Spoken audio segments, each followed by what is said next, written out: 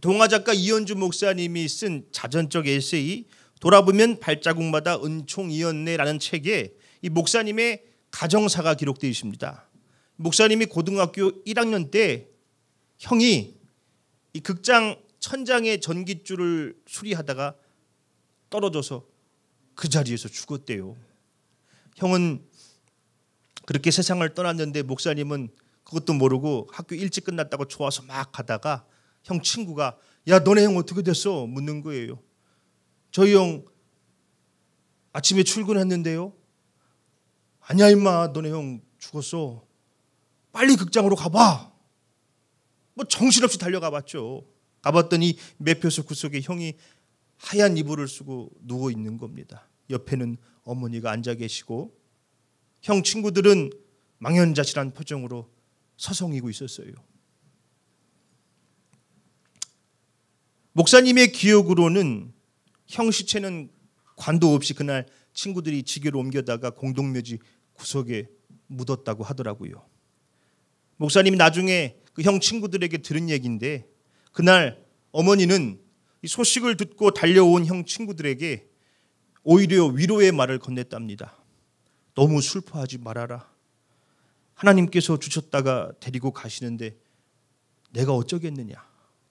모두 그분이 하시는 일인 것을. 말은 그렇게 하셨지만은 뭐 어머니의 슬픔은 뭐라고 말할 수가 없지요. 아버지가 35세 폐병으로 세상을 떠나셨을 때 어머니는 사흘을 우셨답니다.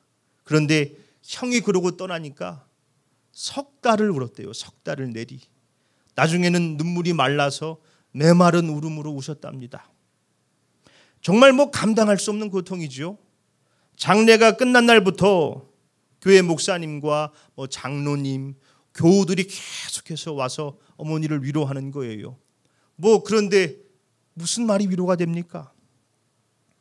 그러던 어머니가 다시 정신을 차리고 남아있던 삼남매에게 돌아오게 된 계기가 있대요. 한 속장님, 뭐 구역장이죠. 속장님에게 심한 질책을 당하고부터서랍니다. 언제나 고운 모시옷을 입고 예쁘게 단장했던 그 속장님이었는데 뭐 어머니랑은 한두 살 차이, 친구처럼 지내셨답니다. 그분이 찾아오실 때마다 어머니의 등을 토닥이면서 위로의 말을 건네줬는데 그날은 다르더래요.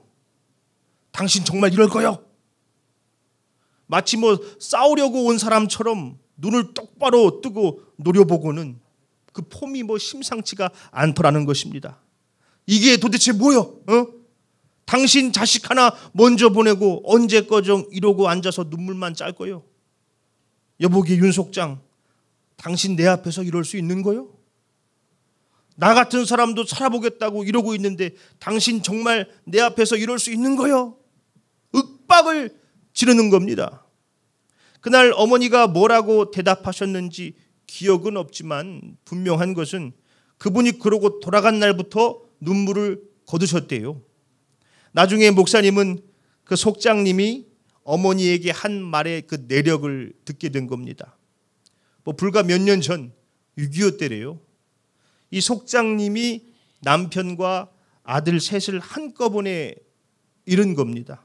갑자기 폭탄이 떨어져서 유언도 남기지 못하고 내 부자가 시커먼 재가 돼버렸대요. 당신이 내 앞에서 이럴 수 있느냐고 질책을 할 때 그 속장은 혼자 몸으로 내 식구 모두 사라져간 아픔을 겨우겨우 견디고 있었던 것이지요. 그날의 질책은 위로라고 하기보다는 정말 뭐 화가 나서 그런 것인지도 모르겠어요. 당신은 그래도 아들 둘, 딸 하나라도 있지 않느냐고. 속장은 그런 어머니가 부러웠었고 그래서 슬픔을 거두지 못해서 울고 있는 그 모습이 밉게 보였는지도 모르겠습니다. 어쨌거나 그 속장님의 비난 어린 질책을 듣고 난 뒤 어머니는 당신의 슬픔과 아픔을 추스리고 고아처럼 버려져 있던 삼남매 곁으로 돌아오셨답니다. 거기에 목사님이 이런 글을 써놨어요. 더 큰 아픔을 안고 있는 자만이 누구를 위로할 수 있는 법이다. 듣고 보면 맞는 말이죠. 아파하는 이 사람보다 더 큰 아픔을 안고 있는 사람이 이 사람의 아픔을 위로할 수 있다는 겁니다. 그렇죠. 아파 본 적이 없는 사람이 어찌 아픈 마음을 이해할 수 있습니까? 그러고 보면 하나님은 참 우리의 위로자일 수밖에 없습니다. 하나님은 당신의 하나밖에 없는 아들을 십자가에 내어주셨죠.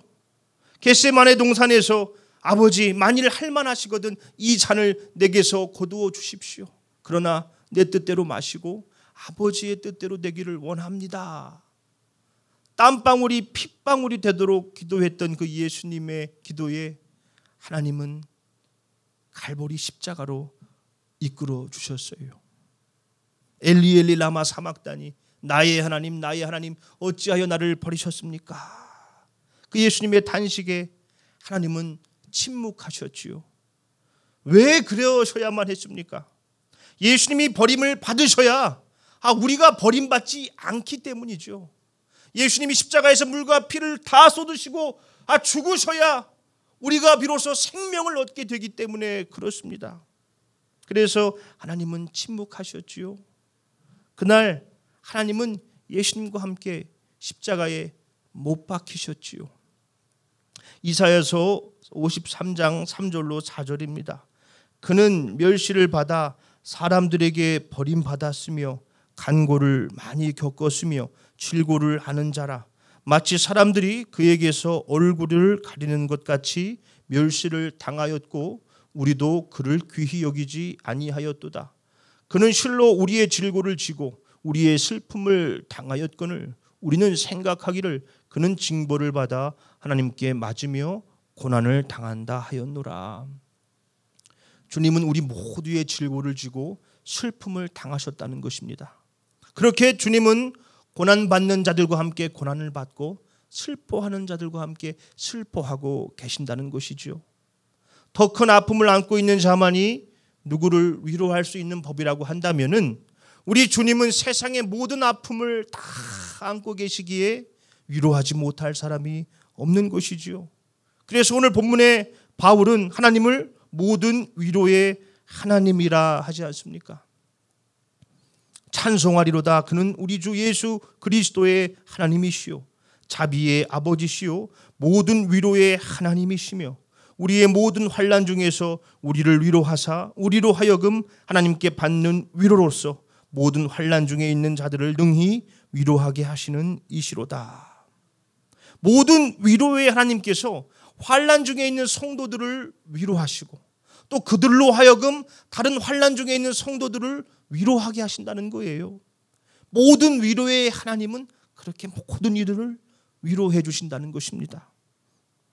즐겨 부르는 찬송가 가사가 하나 떠오릅니다. 죄짐 맡은 우리 구주, 이 3절 가사인데 우리 다 아는 찬송이니까 함께 불러봅시다.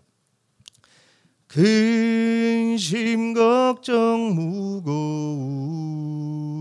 짐 아니 진자 누군가 피난처는 우리 예수 주께 기도드리세 세상 진구 멸시하고 너를 조롱하여도 예수 품에 안기어서 참된 위로 받겠네. 아멘. 우리 모두 주님께 나의 상처와 아픔, 외로움과 괴로움, 근심과 걱정을 맡기고 하늘로부터 내려오는 참된 위로와 평안을 경험하게 되시기를 소망합니다. 하나님만이 우리의 참 위로자가 되시지요. 말씀을 맺겠습니다. 이현주 목사님은 형이 죽던 그날 아침 형과 함께 밥상에 앉기 전에 그 방구석에 쪼그리고 앉아서 열심히 찬송가를 불렀대요. 왜 그 찬송가를 부르게 됐는지 이유는 모르겠는데 계속 불렀답니다. 천국에서 만나보자. 천국에서 만나보자. 그날 아침 거기서 순례자여 예비하라. 늦어지지 않도록 만나보자. 만나보자. 저기 배는 저 천국 문에서 만나보자. 만나보자. 그날 아침 그 문에서 만나자. 원래 이 찬송가는 장례 예배 때 부르는 찬송가 아닙니까? 그런데 그날 아침 목사님은 왜 그랬는지 형이랑 계속 이 찬송을 불렀대요. 부르면서 곡도 좋고 가사도 좋고 둘이 밥상에 앉기까지 웃으면서 계속 이 노래를 불렀답니다. 그것이 형과 함께한 마지막 일이었고 함께 보낸 마지막 시간이었던 것이지요. 자기가 그날 아침 천국문에서 형을 만날 거란 거예요. 둘이서 함께 아침에 찬송으로 약속을 했답니다. 그날 거기서 만나자고. 형이 죽던 날 아침 그 찬송을 몇 번이고 되풀이해서 부른 것이 우연이 아니라 하나님의 위로라고 생각하는 거예요.